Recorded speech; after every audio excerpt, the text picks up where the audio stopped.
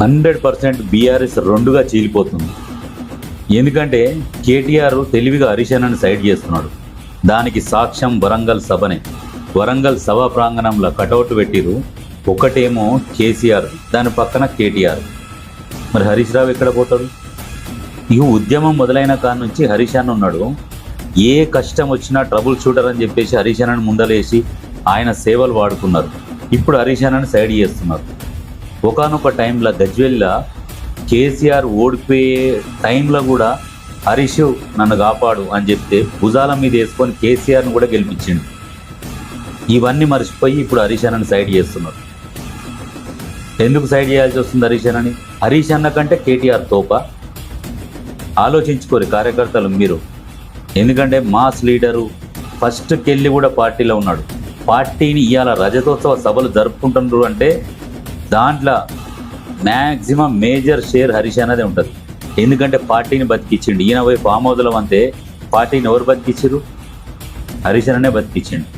అది మర్చిపోయి ఆయన ఫోటోలు పెట్టకుండా ఆయనను ఎక్కడ ఓన్లీ ఆయన నియోజకవర్గానికే పరిమితం చేస్తున్నారు. ఇదంతా ఎందుకు చేస్తున్నారు అని అంటే సమాచారం ఏంటంటే మనకున్న మిత్రులు ఉంటారు కదా, హరీష్ అన్న ఫ్యాన్స్ కానీ ఎవరన్నా మిత్రులు ఉండరు కదా, ఏమంటారు అంటే అప్పుడు ఫోన్ ట్యాపింగ్లలో హరీష్ అన్న ఫోన్ కూడా ట్యాపింగ్ చేసిర్రు. ట్యాప్ చేసి హరీష్ అన్న కొంతమందితో టచ్లోకి పోయిండని చెప్పేసి హరీష్ అన్నని అనగదొక్కుతున్నారు అనేది సమాచారం ఉన్నది. మీరు ఏం చేసినా హరీష్ అన్నని ఏం చేయలేరు, గుర్తుపెట్టుకోరు. హరీష్ అన్న మాస్ లీడరు, జనాలలో ఉన్నాడు. ఆయన ఏ పార్టీలకు పోయినా ఆయనకు ఘనంగా స్వాగతం పలుకుతారు, బ్రహ్మరథం పడతారు.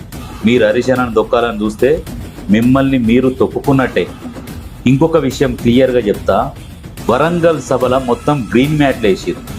ఎందుకు గ్రీన్ మ్యాట్లు వేసిరు అంటే చెప్తా వినండి. దాన్ని ఎడిటింగ్ చేసుకోవడానికి ఈజీగా ఉంటుంది. గ్రీన్ మ్యాట్ మీద ప్రజలందరూ కూర్చుంటే కింద గ్రీన్ మ్యాట్ తీసేసి ఆ ప్రజలను తీసుకుపోయి మళ్ళీ వెనక ఉన్నట్టుగా చూపించడానికి.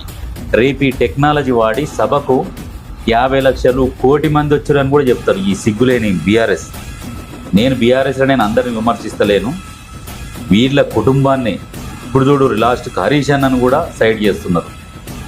సిగ్గుండాలి. హరీష్ అన్న లేని మీ పార్టీ ఉన్నదా? నిజంగా బీఆర్ఎస్ కార్యకర్తలు నిజంగా మీరు తెలివి ఉండి ఆలోచిస్తే మీకే అర్థమవుతుంది. రేపు సభలో ఆయన ఏం మాట్లాడతాడు? ఏమున్నది ఆయన ఘనకార్యం చేసింది మాట్లాడడానికి? ఏమనంటే మా బాపు తక్క సావు నోట్లే తలకాయ పెట్టినని కేటీఆర్ఏ మొత్తం ఇక సభ మొత్తం ఆయనే హెడ్. ఆ చెప్పింది ఒక 1000 సార్లు చెప్తుండొచ్చు మీకు. చెప్తే ఇని మీ చెవులలోకి వెళ్ళి రక్తాలు అవుతాయి. అంటే సాగు నోట్లే తలకాయ పెట్టి వచ్చిండు మా అయ్య, తెలంగాణ ఇచ్చిండు మా అయ్య, ఇదే ఉంటుంది. ఉద్యమకారుల పేరు కూడా తెలవరు.